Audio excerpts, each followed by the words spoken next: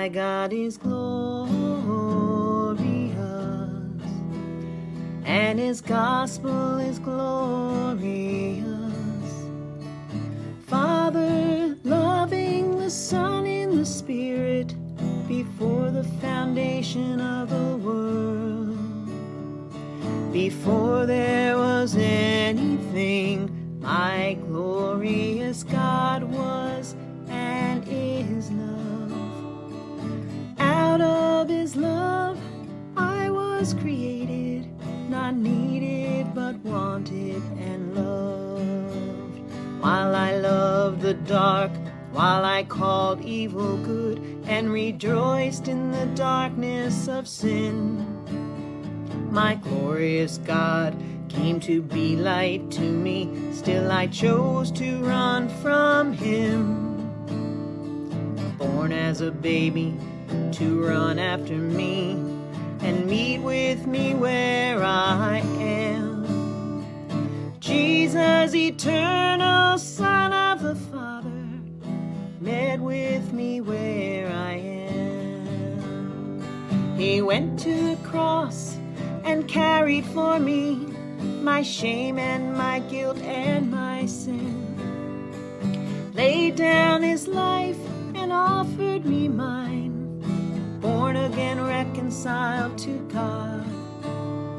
He calls me brother, calls me friend.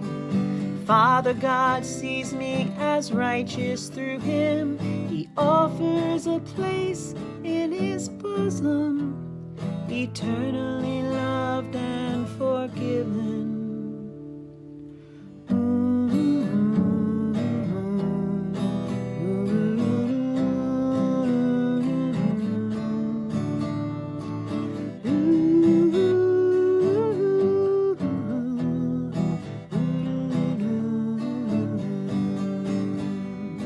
He went to the cross and carried for me my shame and my guilt and my sin. Willingly he laid down his life and offered me mine.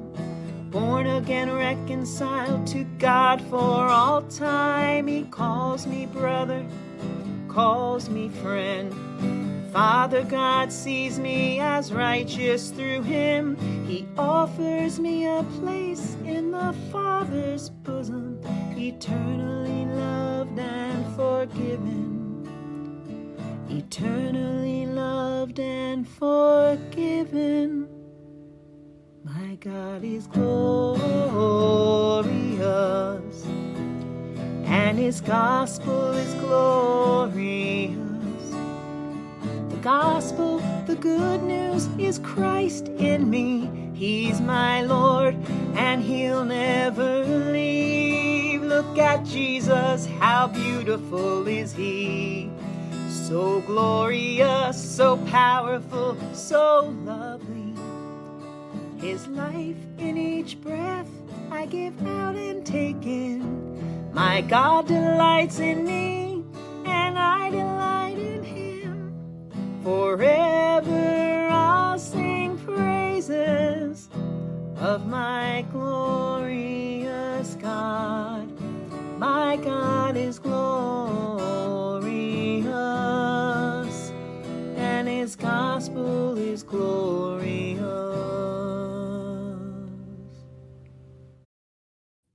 Hallelujah. Let Lord Jesus Christ shine forth. Good morning, good afternoon, good evening, wherever you are joining us. Welcome to a live stream with DCCI Ministries. They talk about how England messed up and how England just hates Christ and followers of Christ. And I have Tim from ChristianConcern with me. Peace of Christ be with you, Tim. How are you? And with you. Thank you, Hatun. Yes, I'm well. I'm just going to do... Great to be with you. Thank you for getting him on your show. Appreciate it. Love your ministry.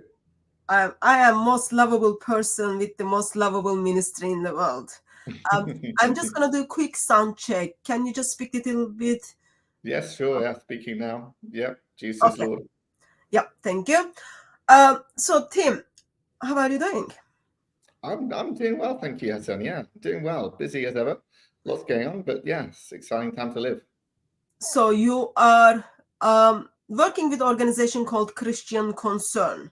Yes. What does ChristianConcern do, and what is your involvement with them? So that if you kind of give us some background of that, I will expand on it, why I kind of invited you to come to my live stream.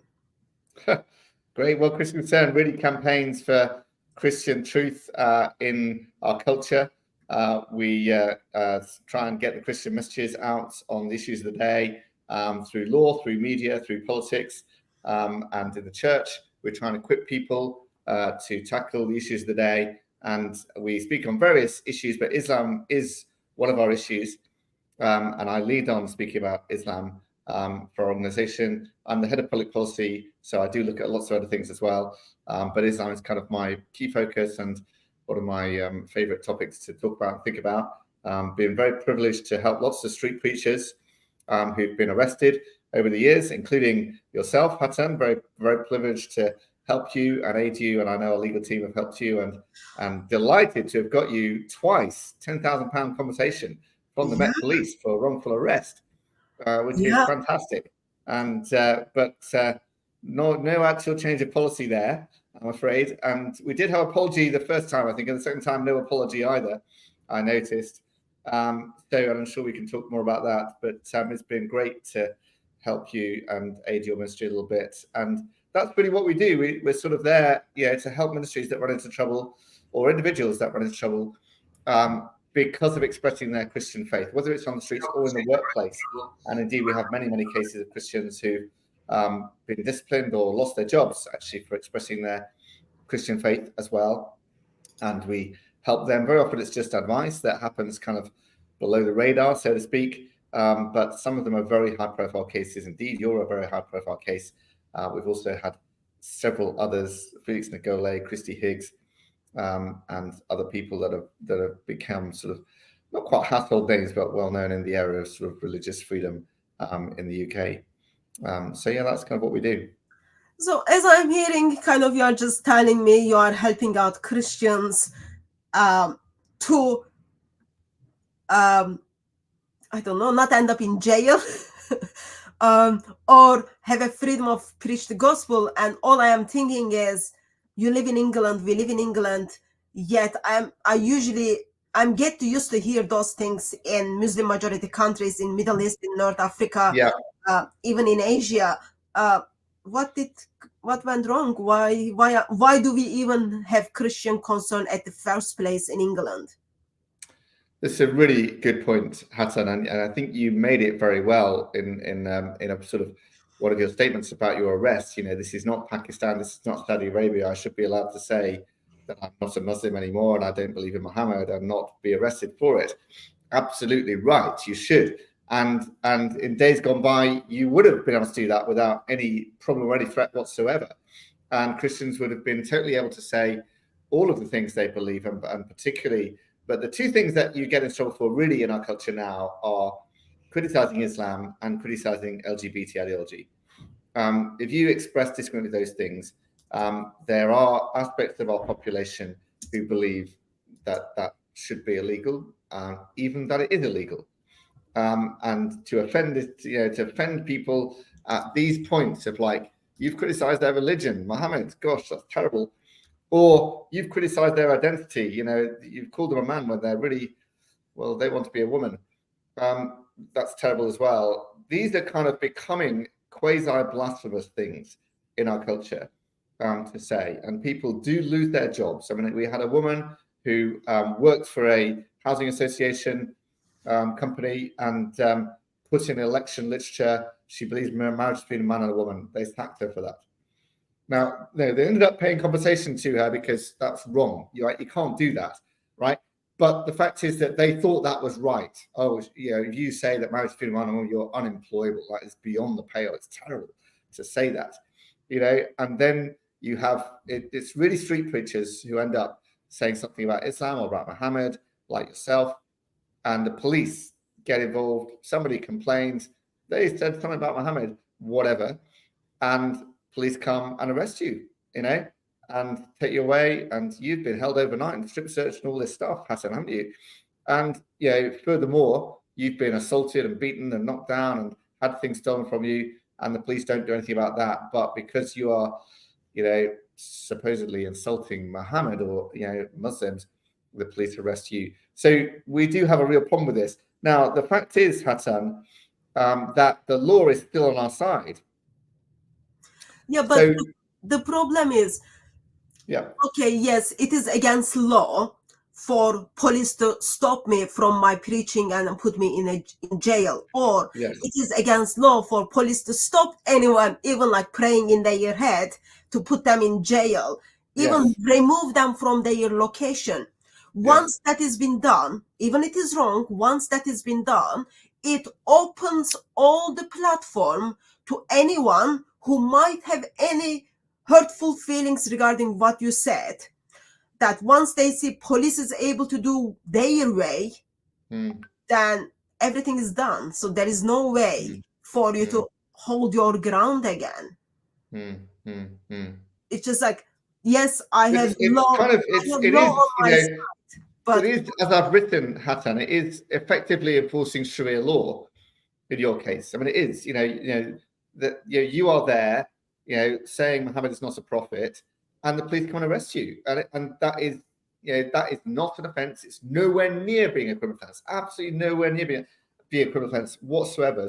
You've not threatened anyone. You've not, nothing you've done is anything close to being a criminal offence, and yet the police come and arrest you because the Muslims are complaining, because the Muslims are threatening, because the Muslims whatever, and that is basically effectively Sharia law in Speaker's Corner that is being enforced, and the Muslims love it. They all cheer Allahu Akbar and mock you and all this kind of stuff when it happens. And it's the other thing that it is doing is basically facilitating mob rule.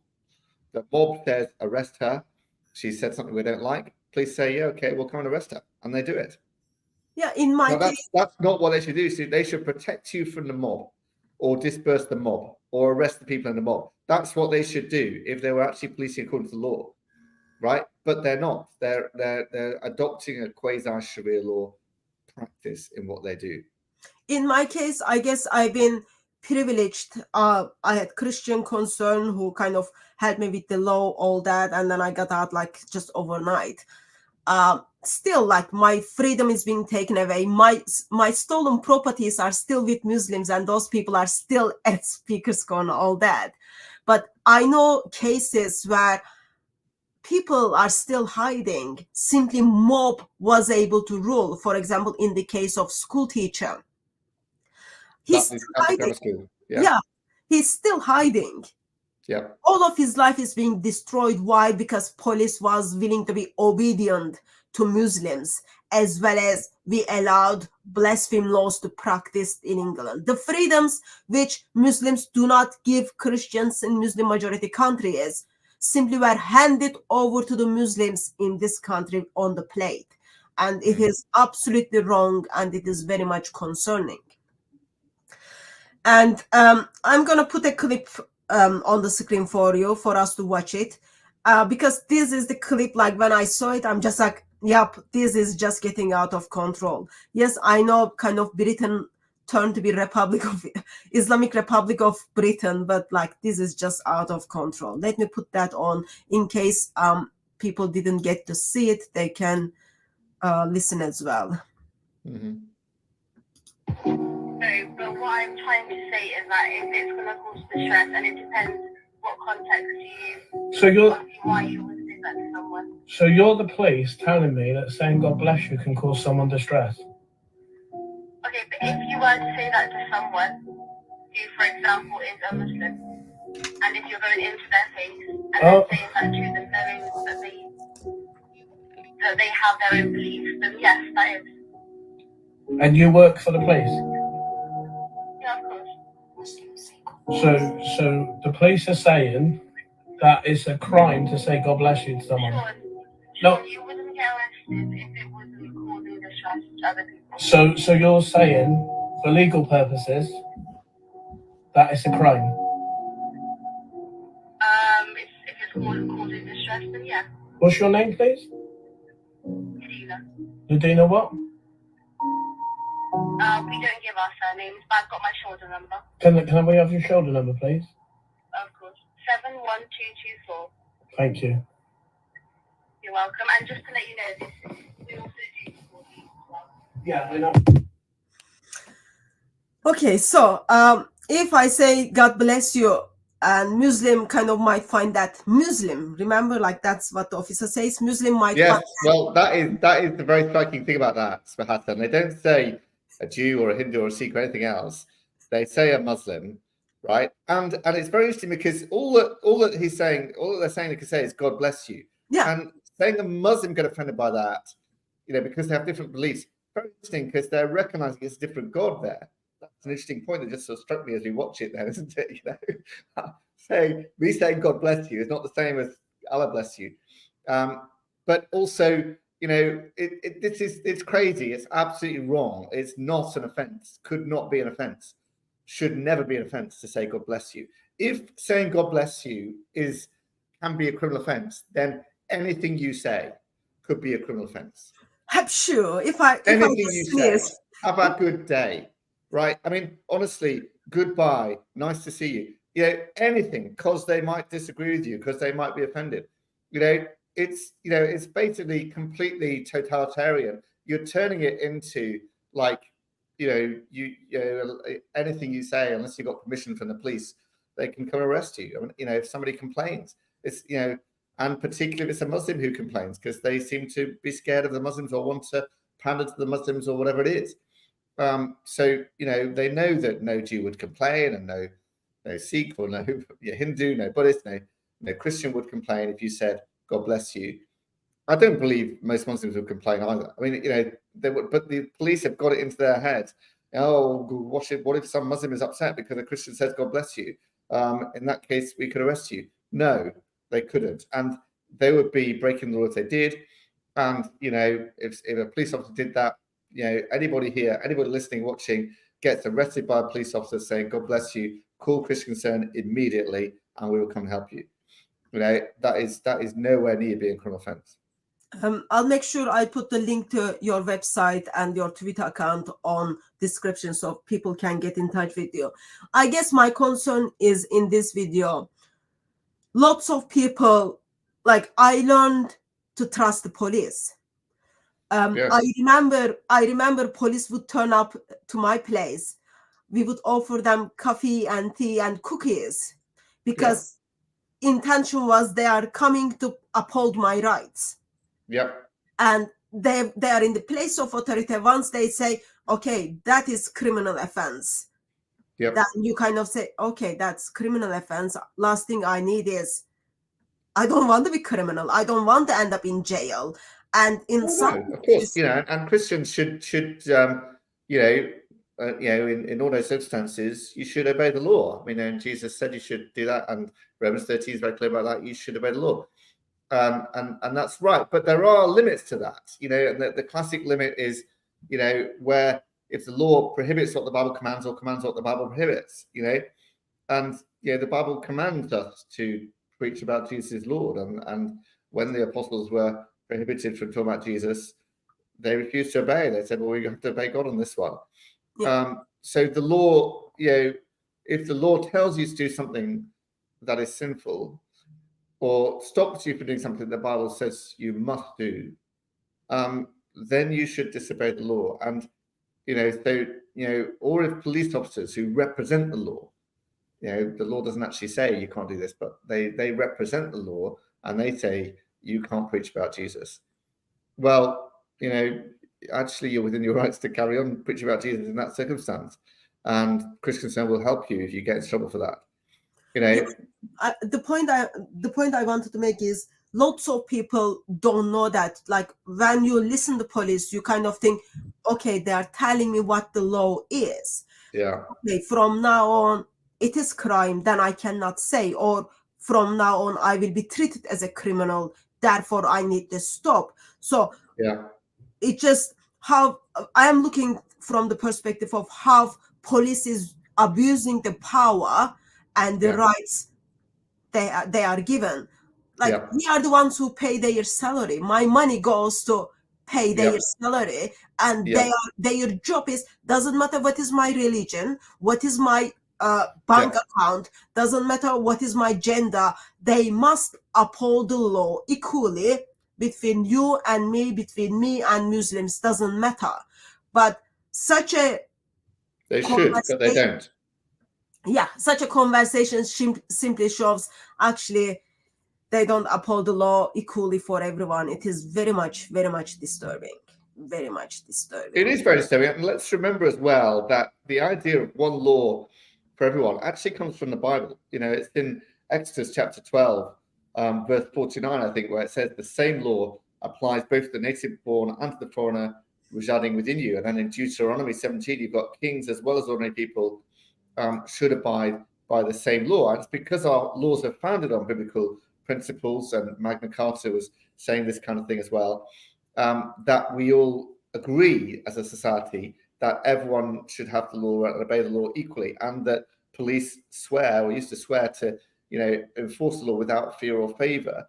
But yeah, we're moving away. As we abandon our Christian heritage, which provided that moral foundation for us, then we're moving away from that, you know, some of those beliefs. And I think that's what's partly allowing some of this crazy stuff of differential policing and differential ways of applying the law. And so, you know, the police, there is a two-tier approach, and the police, you know, are afraid or don't want to offend the Muslims, and, you know, have got it into their heads that it's easier to arrest people, and even have got into their heads that it is a crime when it is not a crime to insult Muhammad, or, you know, or express your disagreement with Muhammad's teaching, or whatever it might be. And so, you know, we have a problem here that the police are not enforcing the law equally, as they should, and they have false beliefs about what the law says. And so, like you say, you'd like to trust them. You would have thought you ought to be able to trust them, that the police ought to know the law better than you and better than most people. They ought to know it, more importantly, accurately and correctly, but they don't.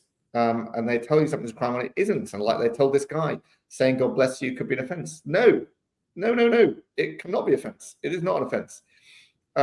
So yes, this is where we are in our society today. Someone is saying, I live in Scotland. I preach out about many things, street preaching and online. I could be looking at a long time in jail.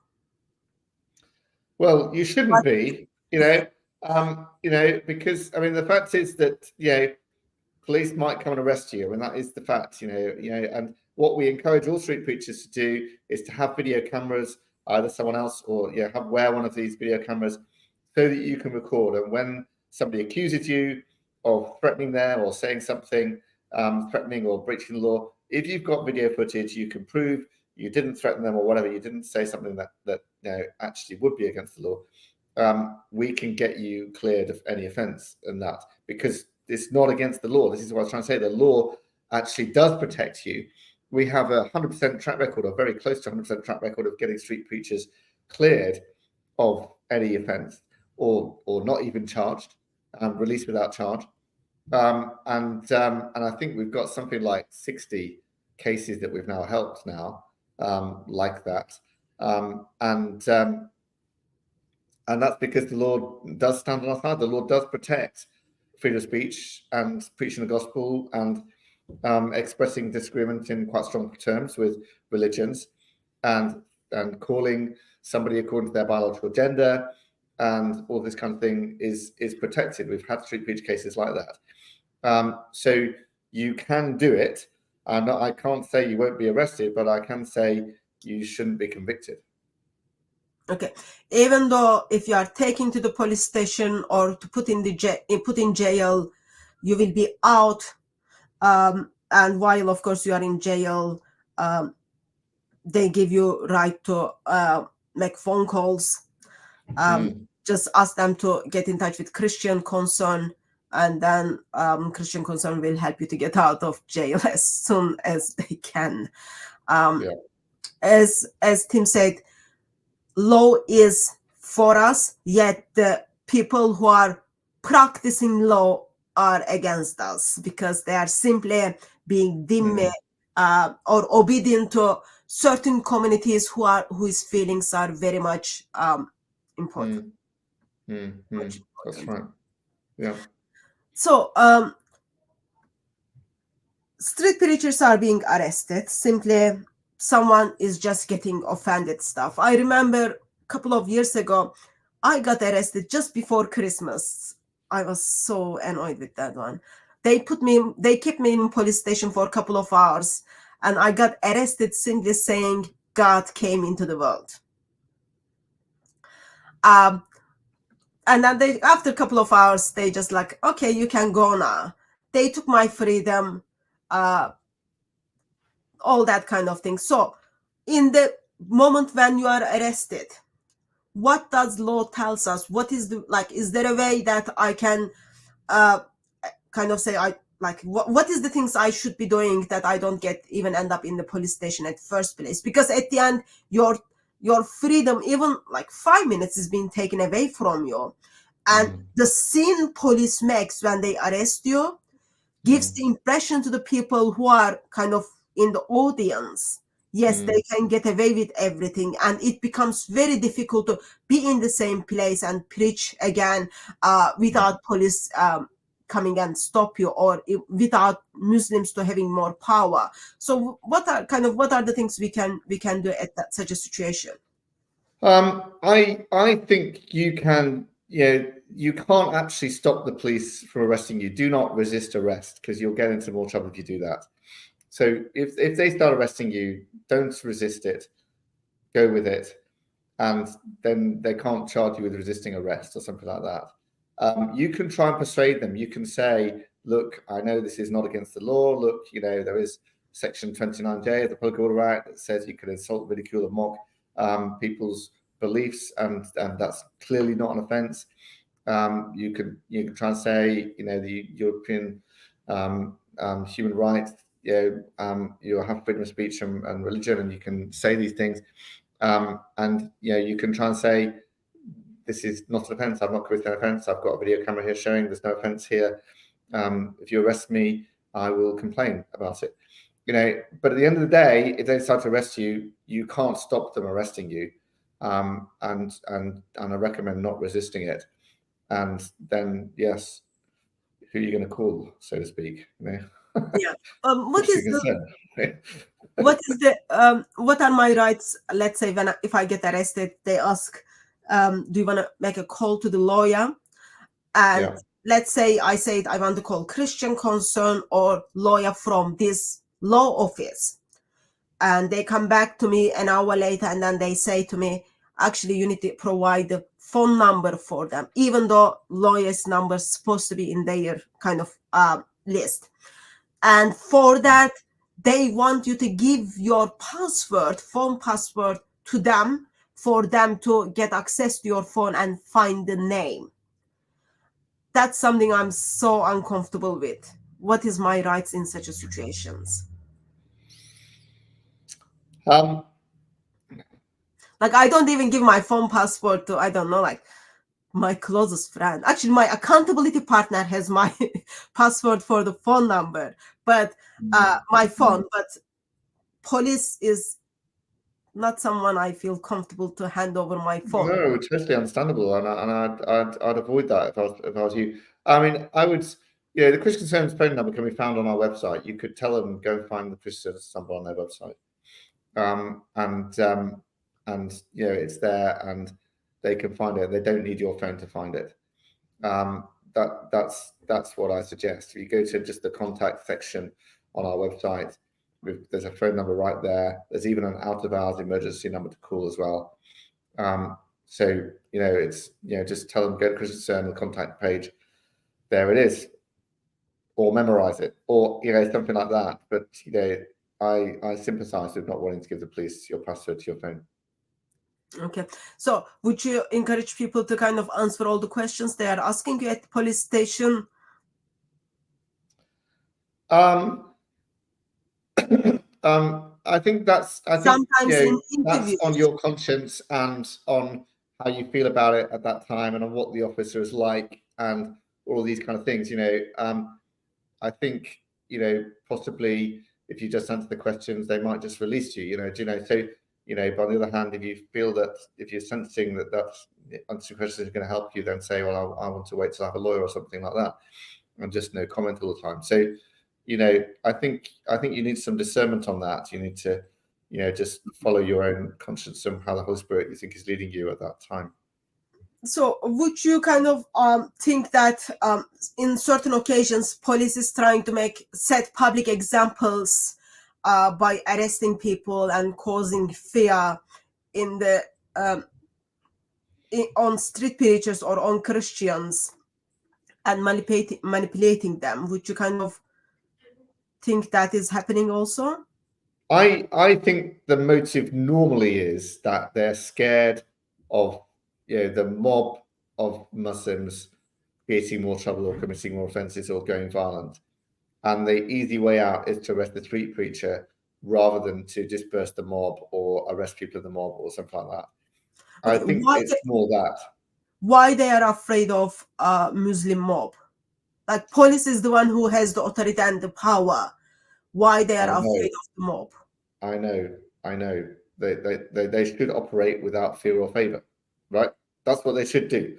Okay, but the fact is they are afraid. I think that's what I think is happening. They are afraid. They are operating with fear of Muslims and what they will do, and because they're afraid, they actually take the wrong action and do the wrong thing. And I think that's what it is. So are they afraid? What do you think? What do you think, Hatun? Are they afraid that they are going to get harmed, or they are afraid that the person they are trying to arrest is going to get harmed? So what I like doesn't make sense. I think it could be both of those. I think they are sometimes afraid the person who's preaching is going to be harmed. I think they're sometimes afraid that more violence could happen. Things are being thrown. One of their own people get harmed. I also think that some police officers do have the mentality that offending Muslims in certain ways is an offence, and it just isn't. So I think they actually believe that they're doing the right thing, some of these officers, and they're not. So my thoughts on that is I don't think they are afraid.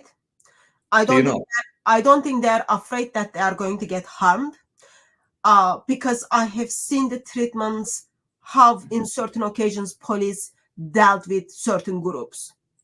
It didn't look like they were afraid for themselves because they knew they have the power to deal with the people. What are you talking about? Are you talking about like riot police? What are you talking about? For example, riot police, or in certain occasions, I have seen when police turned to the Muslim mob and then said, "Don't like it, walk away," and then police made those people walk away. Right. So I know they have the power to stop that. I'm not sure if I will fall into idea of, or they are concerned for the safety of preacher or safety of that individual. In that case, if they concern for myself, my safety, all they would be doing is driving me out of Speaker's Corner or out of the street and then drop me off at police station or at my house where I am, and then everything is settled. But it doesn't look like that is the case. I am more in they want to honor and please the Muslim crowd, because so that's where I stand. I don't see that as, okay, it's in any form, it is protection. And it is not even protection of the rights of the mobs either. It is simply pleasing them. That's how I am looking at it. Well, Hatun, you are the one who's experienced this and experienced the emotion involved and the tension involved and the hatred involved and what's being expressed, and you are the best person to describe what you think the motives are, and I respect that very much. But that's shocking if that's right. That they actually want to pander to the mob and facilitate mob rule, and and give the mob what it wants and make an example, which all that does is encourages more mob, encourages more mob violence, encourages more mob threats, encourages more mobs demanding more things, because you've pandered them once, they're going to say, oh, let's see what they get to do next. It's honestly, it then basically becomes lawlessness, if that's really what it is. Because you're just, it becomes, the might is right, basically. Whoever's got the biggest mob wins. You know, that's not what it should be at all. So I hope you're wrong, but I totally respect you. You may be right. I love to be wrong, but I don't buy because I have seen how, for example, like, I don't know if you have seen one of the, I've got lots of stuff happen, which is like behind cameras didn't record stuff, but in one of the thing at Speaker's Corner, for example, where a Muslim missionary coming to Speaker's Corner from marching against Jews. So he comes to Speaker's Corner with all of his gangs. And he's regular at Speaker's Corner. Police turns to him and then says, okay, shush. And then he simply tells the police, I'm not leaving, I'm not obeying you. There is nothing like police simply can remove him from Speaker's Corner. Police has that right. But I am also very much aware that certain recordings which Muslims of Speaker's Corner, because at Speaker's Corner you've got Muslim police officers too, they're approaching Muslim police officer and then asking what they can do to get rid of certain person of Speaker's Corner. Police is simply telling them, okay, this is the case. And I remember turning this police and then begging for help. It was Muslim police officer calls me 2 o'clock in the morning. Hi, I am officer. I am PC Mohammed. I'm calling you to inform you this. Muslim police officer is calling me to tell me my life is in danger. Muslim police officer turning my house at 5 o'clock and then telling me my life is in danger. Goodbye. That's all I needed to do. Sign this paper so I live. So what I kind of observed doesn't look like to me in any form or any shape that they concern for their safety. Well, no, that is intimidation. There's no reason to do that at 2 o'clock in the morning or 5 o'clock in the morning at all, and there's no reason why it has to be a Muslim officer as well. That's clearly intimidation. That's designed to frighten you. Yeah, like, so that kind of makes me to think actually they don't really care about my safety or any speaker's safety. They are just like, okay, we've got to, I know this is going to come out very wrong and probably I will be in trouble for saying that, but their most important commitment to Islam, even though they wear that uniform.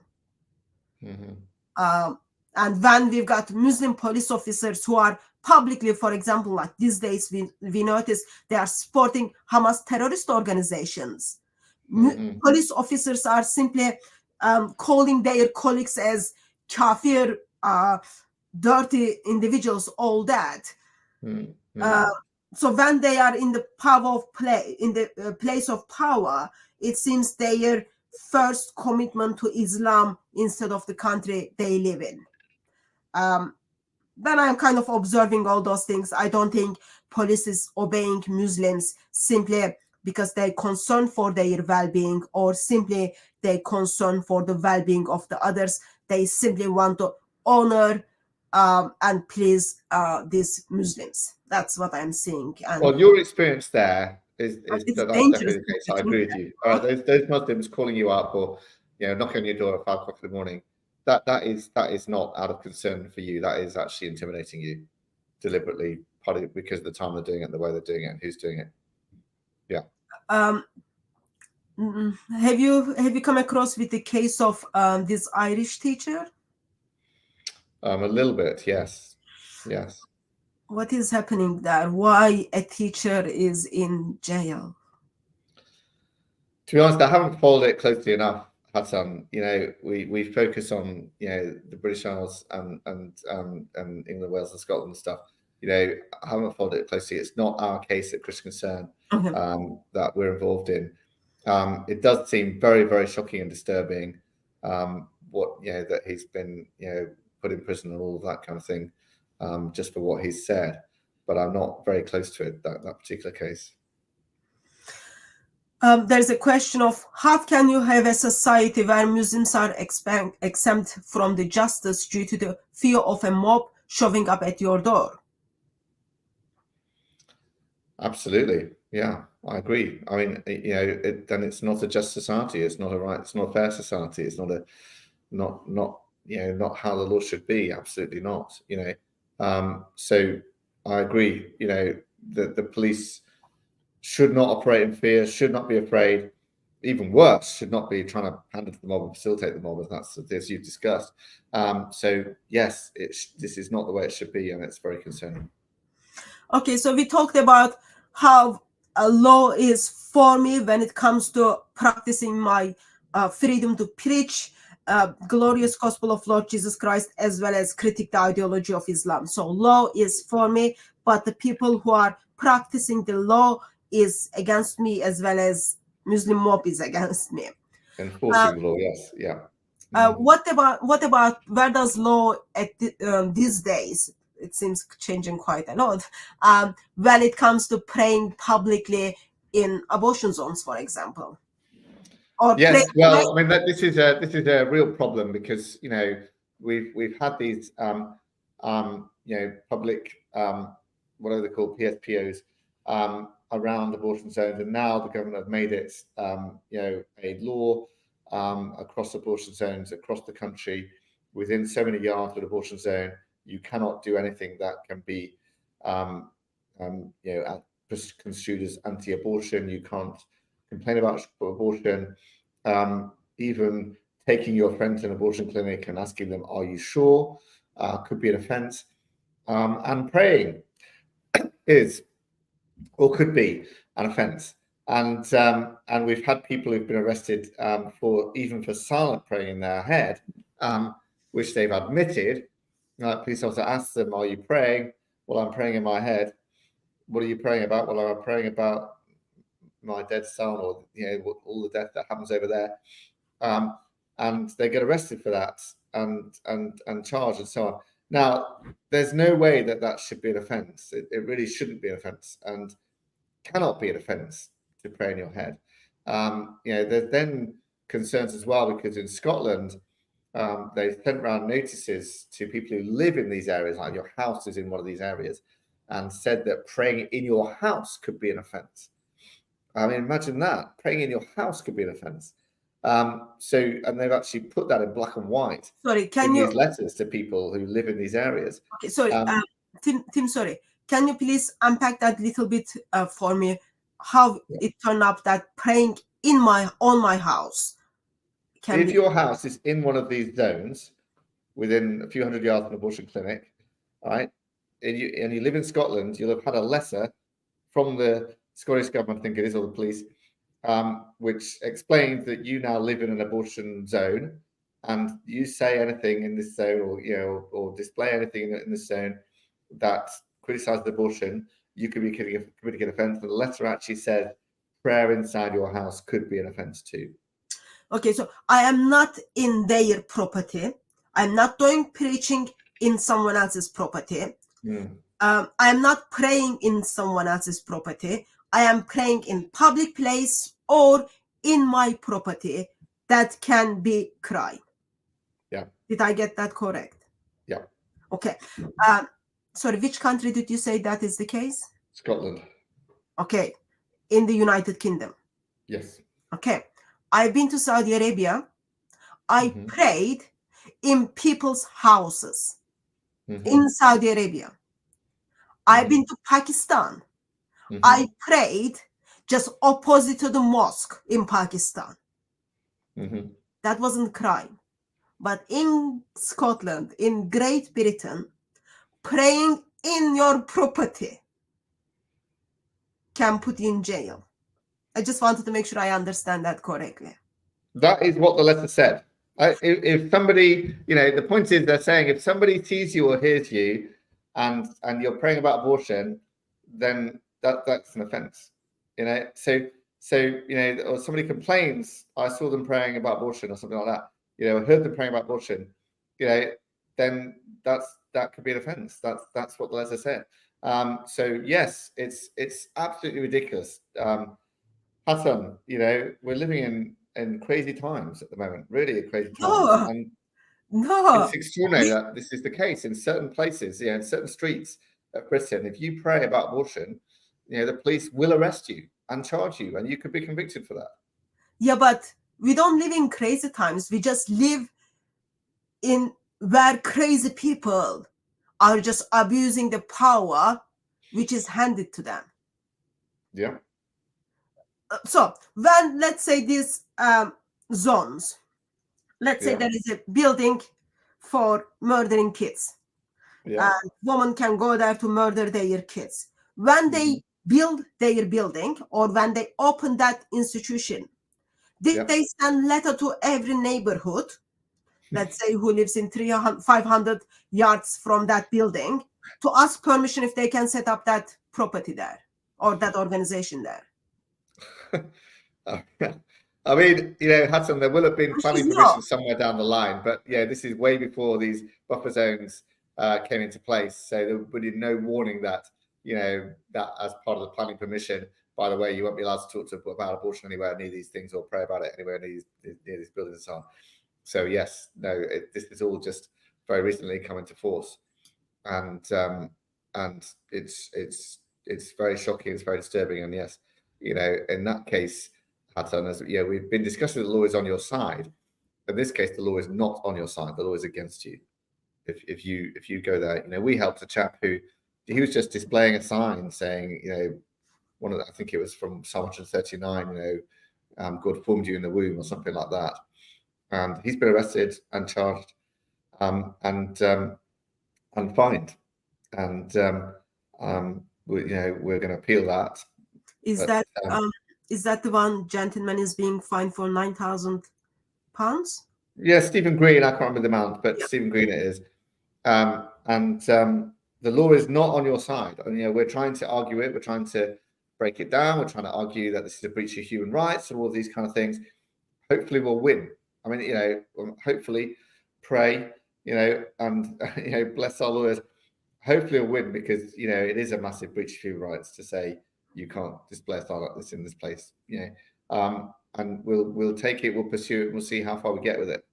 But as it stands, the law is against you on this, and the police will be right in this case to arrest you for talking about abortion near an abortion zone, near an abortion clinic.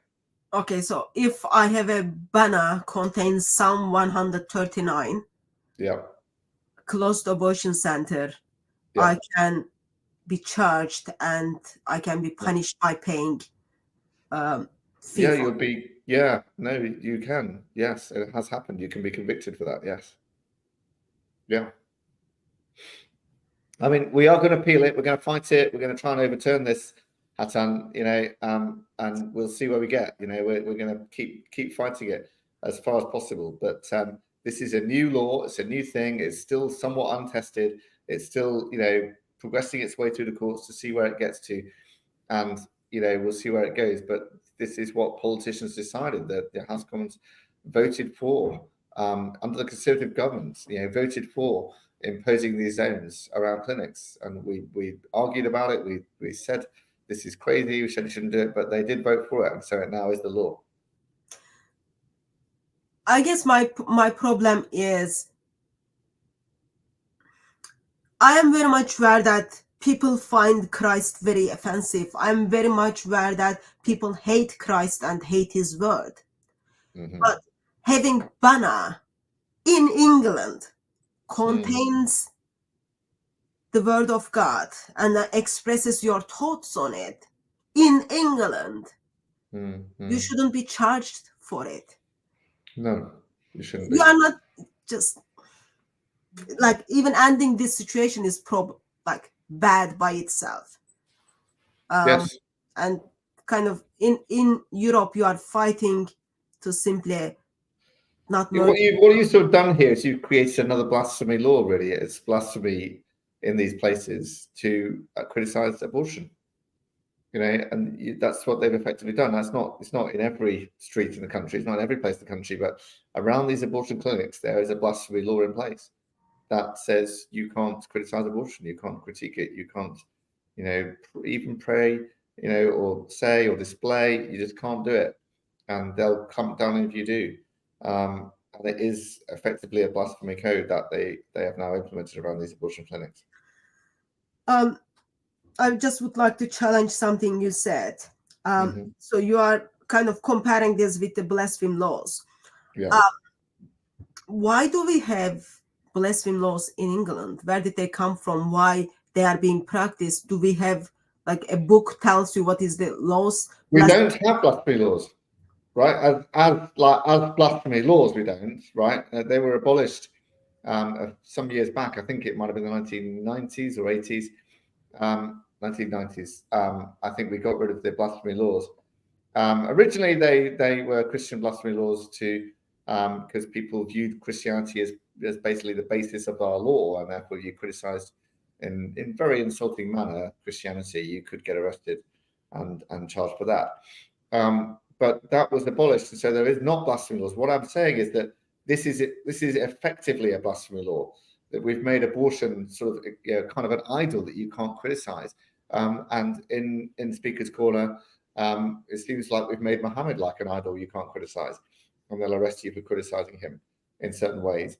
And so we are effectively enforcing a blasphemy law in those two kind of ways around the country, even though that's not what the law says. Although in a sense it does say it around abortion clinics in these for these buffer zones.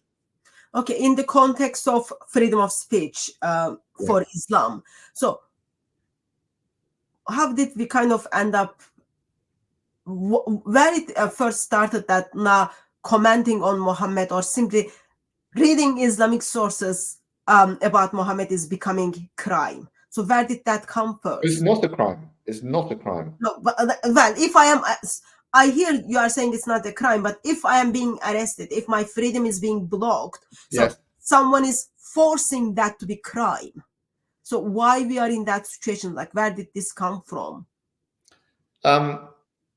Again, Hatun, I think it's just part of the increasing Islamization of our nation as a whole, which is happening in a number of ways. It's happening through immigration. It's happening through increased population of Muslims. As you know, the last census says it was 6.5% of the population is Muslim. 10 years ago, it was only 3% or something. So the population has doubled over 10 years. And the political activism is very strong, and they want a blasphemy code, and they want to enforce it, and they have effective lobbying. We had, for the first time in Parliament, 5 independent Muslim MPs get elected, and 50 MPs that Muslim vote said they supported their demands in terms of Islamic political demands, things like enforcing an Islamophobia law, which would be an effective blasphemy code, and things were in those demands, as well as stuff around Palestine and things. And so there has been, massively increased influence of Islam across the country, and part of that has affected our policing and our legal system. We've had terrorist attacks as well. Fortunately, we've had, not so many successful attacks in the last several years. Quite a lot of unsuccessful attacks, though. I think it's, in the dozens of unsuccessful attacks that our police and security forces have successfully foiled. Imagine if they had been successful.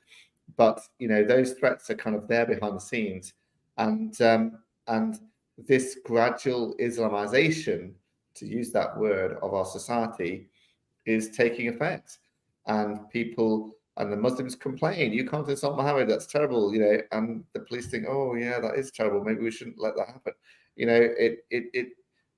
Hatun, it should never have happened this way, and it shouldn't, and I pray that it won't carry on down this line. But at the moment, all I see is Britain becoming ever more Islamic year by year, as increasing demands, and the election just, was the latest thing that sort of showed how Islam is affecting our democracy. And and Labour Party is very keen to pander to the Muslims because they know it swings the votes and so on, and it's 10% of the vote in multiple seats across the country, and that's enough to swing a seat and so on. So you have this increasing influence of Islam culturally, generally across the culture, but also politically, and it is affecting our society.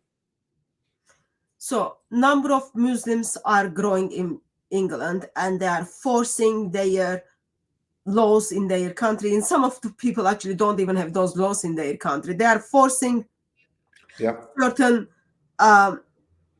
they're making government to, or people who are in the power to obey their feelings and then make sure they are all happy. They don't even care if someone's very basic human right is being destroyed because their feelings are being hurt. And did I hear that correctly? You said just over 6% of Britain right now are Muslim? Yeah. And they are able to do that with only 6%. I don't Well, want I mean, Hatun, listen, 6% is quite a lot, right? If you think about the LGBT lobby, which is a whole nother movement, right? That's like 1 or 2% of the population max. Yeah. Right. And they got the law changed so that they redefine marriage, right? With 1 or 2% of the population, right? So what a small minority could do is massive, right? It's massive in terms of the influence you have on the culture. If you're active about it, if you're vocal, if you're confident, if you're courageous, if you speak out, you can make a difference. If Christians, right? Christians, what do we have? Church-going Christians who go regularly to the church, maybe 5% of the population, something like that. That is enough if we're vocal and confident and courageous to change the culture. But the Muslims put us to shame because they are confident, bold, out there, evangelizing, doing their dawah, and proclaiming that they want Muslim this, Muslim that, and want more halal food and more halal this, Sharia finance, Sharia this, Sharia that, and they're getting their way because they are confident and pushing and aggressive, politically aggressive, in the way they do this, and it makes a difference. And the LGBT lobby did the same thing, and were very successful. It was only a handful of individuals were able to murder over 3,000 people in 9/11. It Yes. was handful leadership was able and is able to still commit genocide in Middle East, Hamas leaders, and 6% is when you look more than a handful in that case. Well, the leaders of Hamas was just. I mean, the point is, it doesn't take very many people Yeah. to cause carnage and cause chaos and cause great destruction and commit a massive act. You don't. We saw the riots, didn't we, in August, right? And most people are not involved in riots, but the numbers of people who do get involved might be dozens, hundreds. And they cause a massive amount of damage, and you don't need very many people to cause huge chaos in a country. Well, you only need 2 individuals to start the mob anyway at Speaker's Corner, or even certain occasions 1 mob, and they can get away with their things. I am very much. You need and Jesus caused the revolution single-handedly with 12 friends, right? He turned the world upside down. Turn the world upside down. So it's amazing what can be done with small numbers. So you're saying, how did 6.5% do this? Well, 6.5% is a lot, actually. I mean, that is a lot to work with. Yeah, the point I wanted to make is, if this is happening with just over 6%, imagine the danger when they become over 10%. Yeah, no, I agree. Totally. Very, very concerning. Plus, of course, they've got alongside of them all the woke, all the fatties for Palestine, all that as well. I am very much aware that you speak about those issues, and then also you express your concerns on Islam, and you also recently had a debate on I don't know what is the title of debate. So earlier this year, Hatun, I debated this chap in America called Reza Aslan. He's a professor in America. He's written some books that had got on the New York Times bestseller list. He's a moderate Muslim. And the debate topic was, is Islam anti-Semitic? And so I did this debate with him. It was hosted by a group called Open to Debate. There is a YouTube link, which you've managed to find there. But I noticed just recently when I was thinking about this, that they've made it unlisted. So you can't go and find it. I hope you can put it in the comments or somewhere, Hatun, so people can watch it. It's an hour-long debate that I did. It was fairly moderated, and I've had very good feedback from it, because the fact is you've got so many texts to work from to show that Islam is anti-Semitic, and I just kept quoting text after text after text, and historian after historian after historian, theologian after theologian, to demonstrate this. And I've written up the debate recently as well on our website. And I can just post the link for you there on that as well. But shockingly, Hatun, I've noticed that they changed the title of the debate on their website to "Is Islam Misunderstood?" And I've complained about it. I've been complaining about it for over, for a few days now, and had no response whatsoever. I don't know if you can show that on your website. Can you show it? It's coming up now. There, look. So it says, "Is Islam misunderstood?" Can you make it clearer on there? That's it. That is not what the title of the debate was. That is not what I debated. And they put there, answering yes, TimDieppe. No, I don't say Islam's misunderstood. I never said that. I never agreed to debate that. I wouldn't say Islam is misunderstood. So they are misrepresenting me. They've changed the title without asking me, without consulting me, and they're misrepresenting it. And you can, if you go on that link there, you can see it, opentodebate.org/debate/is-Islam-anti-Semitic. You can watch the video. The video is the debate as it was. You can also read the transcript. The transcript is accurate as well. It's obviously sort of auto-transcripted, so don't trust all the grammar. And you can see what happened. But the debate was not, is Islam misunderstood? The debate was, is Islam anti-Semitic? And I can't quite believe they've gone and changed it like that without any consultation and completely misrepresented what it's about. Okay, I just need to make sure I understand, okay? Yeah. So you had a debate with Reza Aslan. He's well-known author and apparently represent moderate Islam. Yeah. And topic was, is Islam anti-Semitic? Correct. It is published on YouTube, titled, Is Islam Anti-Semitic? Yes. And it was public now. Video is unlisted. Yes. And then same debate is on the website of Open to Debate. That's the who organized the debate. Yeah. And the title of the debate changed. Is Islam misunderstood? And then you made a case yes, and Muslim made a case no. So according to Muslim, Islam is not misunderstood. According to you as a Christian, he didn't argue that, and I didn't argue that. So yeah, that is not. We didn't have that debate. That's not what we debated. So it's misrepresenting both of us, really. It's not what happened. I'm astonished that they've gone and changed it. I've emailed them, I've messaged them, I've DM'd them, I've complained about it. I'm just getting no response on it. No response. We'll see. I mean, maybe I'll get a response later on. Maybe they'll watch this video, Hatun. Maybe people on this video will complain about it. I don't know. But I can't quite believe they've gone and changed it like that without even notifying me or telling me. And if they had, I would have said, no, you can't do it, because that's not what the debate was. You can't, there they are calling themselves open debate, and they're I mean, what's happened here? Somebody must have complained. Somebody, the best scenario is one of their employees did it on the sly. But given that nobody's replying to me, I think they've deliberately done it.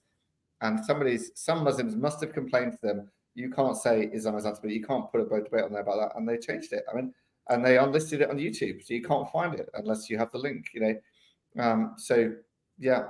So while Muslim is arguing that Islam is not misunderstood, he's arguing that Islam is not misunderstood. So that's what he's making a point. What we are seeing, that is all Islam. And then you made a case that actually Islam is most misunderstood religion, according to the website I'm talking. And you just stated that, even though that wasn't the case for the debate, you just stated you can't believe that's what they've done. Correct. How long have you been in this world, Tim? Basic doesn't matter. This is not even Britain. This is not even Britain, Hatun. This is in America. Doesn't the land matter. of free speech and everything, No, doesn't matter. How they come across as, we are moderate Muslims. We are just trying to build the bridges. Very basic principles. If their lip is moving, you cannot trust them. I would have thought, Hatun, they'd have taken it down and hidden it, rather than change the topic. I mean, change the topic is more wrong, it seems to me. I mean, I don't know. I mean, I'm pleased it's not been taken down, but it's like, they leave it up there and change the title. It's kind of, even the link still says, the the URL still says is-Islam-anti-Semitic. Well, that's unlisted, so people can get to see that only if they have the link. You are No, but the URL of the page you showed, is in the URL opensdebate.org/debate/ yeah, I got that one. Oh yeah, sorry. But the text on the website has changed, not the link. So it's extraordinary. Honestly, it's extraordinary. And maybe I shouldn't be surprised, Hatun, but I am surprised. Maybe I haven't been doing this as long as you, Hatun. Don't get naive with those people. That's how it is. So you are actively working with ChristianConcern to help Christians who are having troubles with police and with justice system, as well as with their bosses. When it comes to their Christian faith, you are actively out there engaging with in academic circle with Muslims who just spend their time with moving their lips and lying. Also, if I remember correctly, you've got some books as well. What did you write about? Thank you. Well, I wrote with Beth Peltler a book called Questions to Ask Your Muslim Friends, which is just trying to encourage Christians to have conversations and engage with Muslims on questions of faith. And it starts with very simple questions like, how did you become a Muslim? Which hopefully they'll ask you back, how to become a Christian? Or what difference does prayer make in your life? And hopefully you have some testimonies or answers to prayer. And it would then go into like comparing Jesus and Muhammad. Why would you follow Muhammad when you've got Jesus who rose from the dead and Muhammad who mistreated women and all these kind of things? And then into some more detailed questions about what the Quran teaches and things like that. So it's only it's quite a short book. It's only a couple hundred pages, and it literally is structured in questions, ideas of questions to ask your Muslim friends. Hopefully that's a useful resource.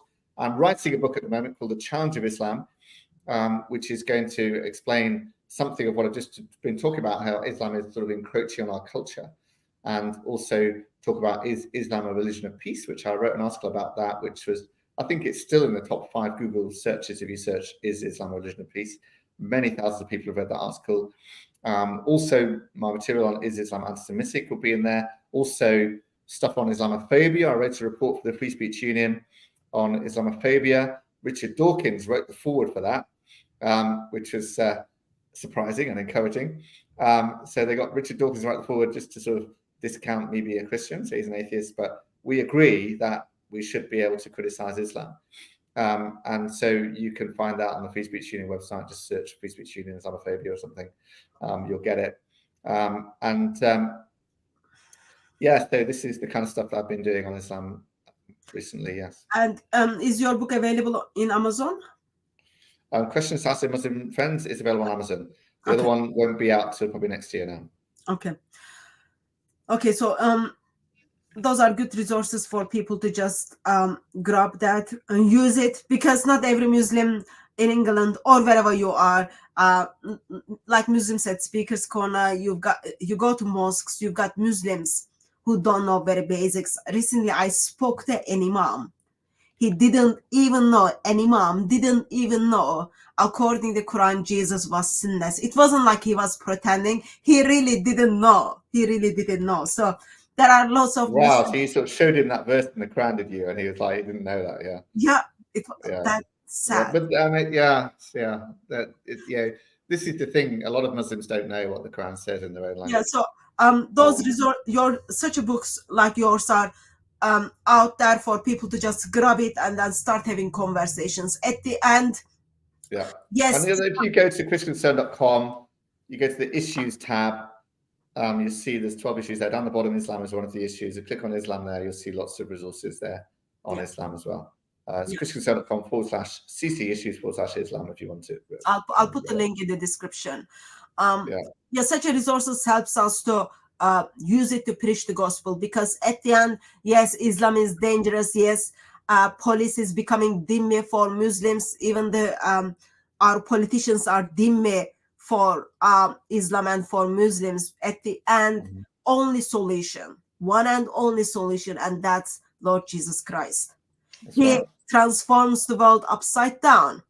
He transforms individual like me and like you from something else to brand new people, and he will do that.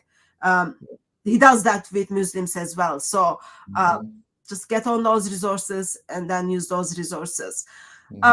to just before I let you go, Tim,